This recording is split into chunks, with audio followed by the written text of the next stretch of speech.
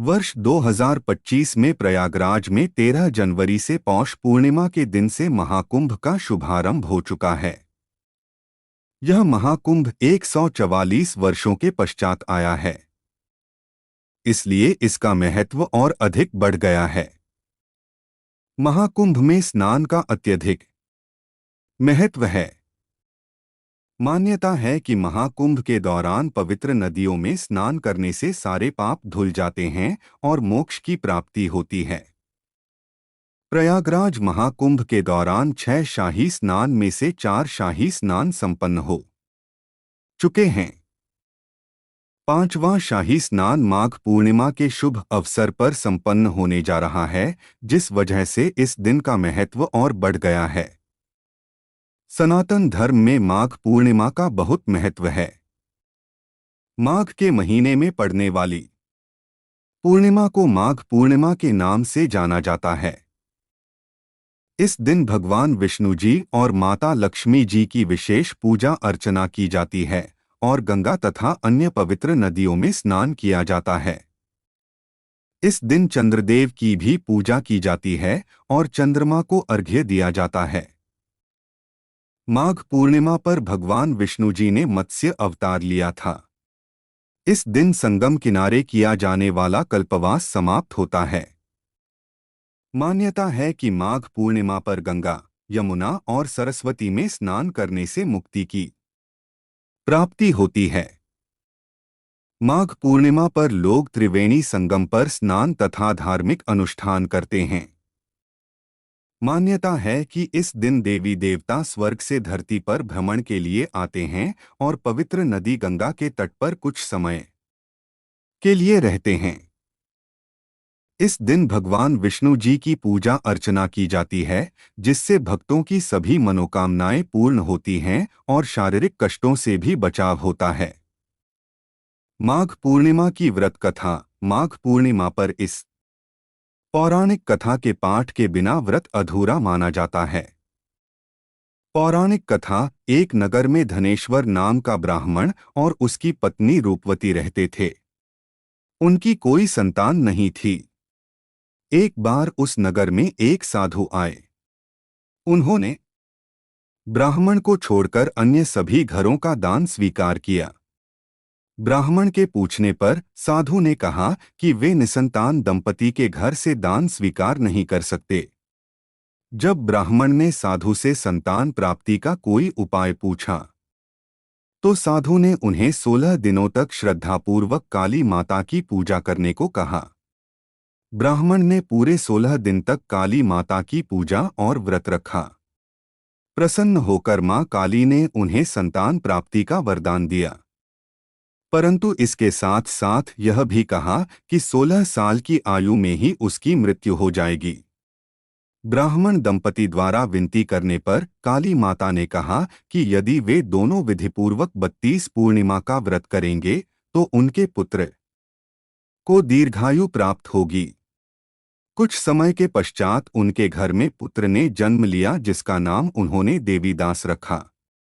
जब उनका पुत्र 16 वर्ष का होने वाला था, तब उन्होंने देवीदास को उसके मामा के साथ 1 वर्ष के लिए काशी भेज दिया और स्वयं पूरी पूर्णिमासी का व्रत कर पुत्र के दीर्घायु होने की कामना करते रहे। जब देवदास अपने मामा के साथ एक गांव से गुजर रहा था, वहां एक कन्या का विवाह हो रहा था। विवाह होने से पहले ही उसका वर अंधा हो गया। वर के पिता ने देवीदास के मामा से कहा कि वो अपना भांजा कुछ समय के लिए उन्हें दे दे और विवाह संपन्न हो जाने के पश्चात उसे ले जाएं। मामा ने धन के लालच में यह बात स्वीकार कर ली और देवीदास के साथ कन्या का विवाह करवा दिया। परंतु देवीदास ने सारी बात कन्या को बता दी। कन्या बोली कि उसने अग्नि को साक्षी मानकर उसे अपना पति स्वीकार किया है। देवीदास द्वारा बताने पर कि कुछ ही दिन में 16 वर्ष की आयु होने पर उसकी मृत्यु हो जाएगी, उसकी पत्नी ने कहा कि उसके भाग्य में जो भी लिखा होगा उसे वह स्वीकार है। एक दिन एक सांप देवीदास को डसने के लिए आया, लेकिन उसके माता पिता द्वारा किए जाने वाले पूर्णिमा व्रत के प्रभाव के कारण वो उसे डस नहीं पाया।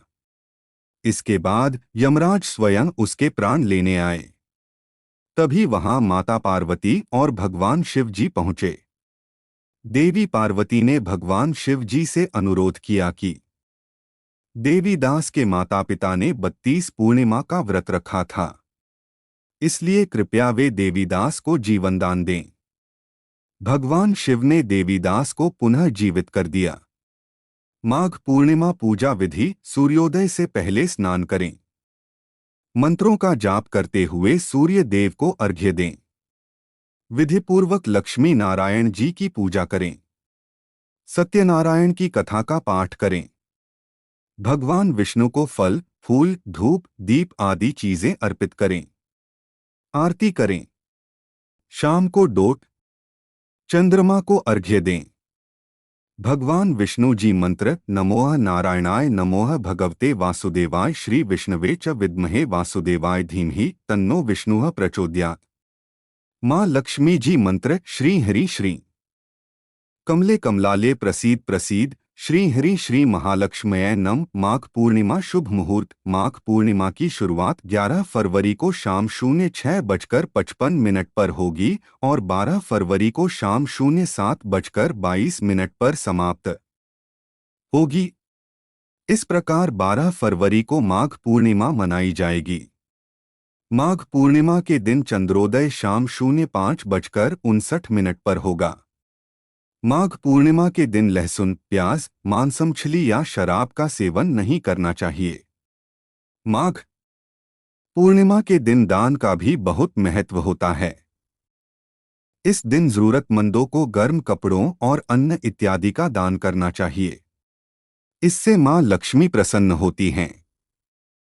इस दिन गौ माता को खाना खिलाना बहुत शुभ माना जाता है।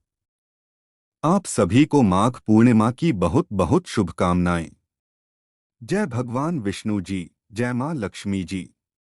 कृपया लाइक, सब्सक्राइब और शेयर करें। धन्यवाद।